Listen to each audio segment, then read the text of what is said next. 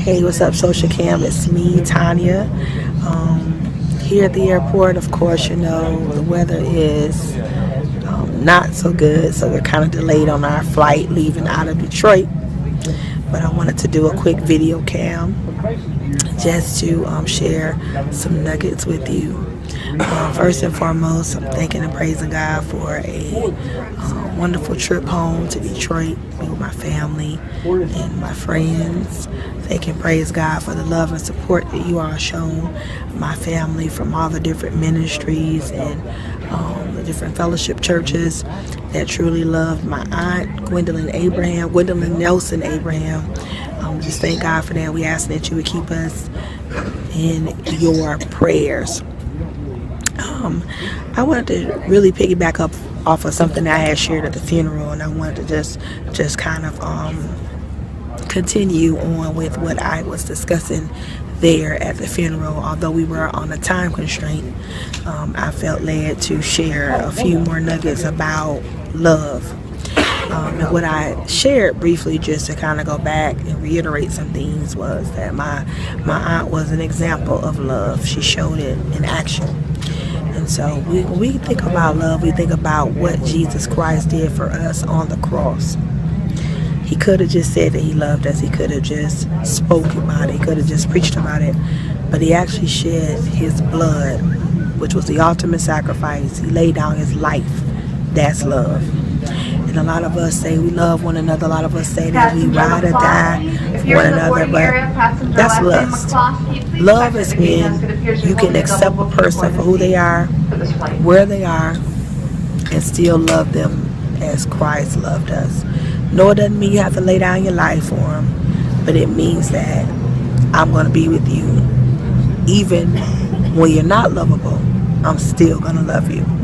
So I just wanted to encourage everybody out there who has family, in spite of whatever, it cannot and will not, and it should not separate the love you have for each other.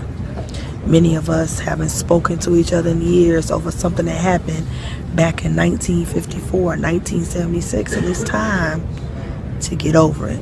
It's time to get back into loving one another, showing each other how much we are needed.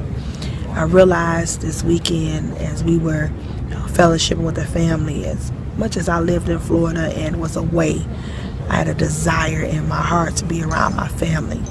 Yes, we have our issues. Yes, sometimes we may not always get along and may not agree. But God placed us here as one big family to love one another as he loves us. So if he can love us with all of our transgressions, with all of our complications and idiosyncrasies and all of our activities that are not of him, surely we can forgive one another and love each other as he loved us.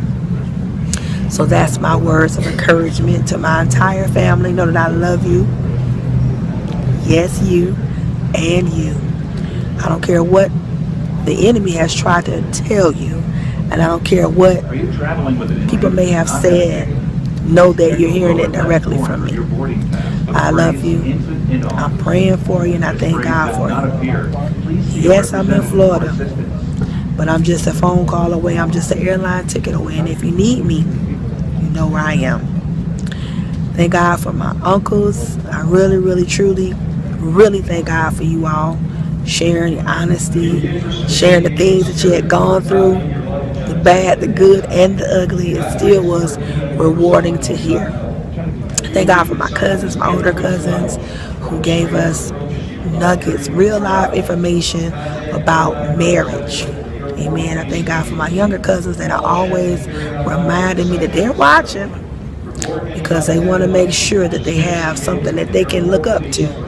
Not saying in an idealistic perspective, but just that they can look up to somebody that has gone through some things that they may be experiencing right now. So, from me, Trey, and Tyler, we love you. We thank God for you. We look forward to seeing you all at the family reunion in Cleveland, Ohio. God bless you. Bye-bye.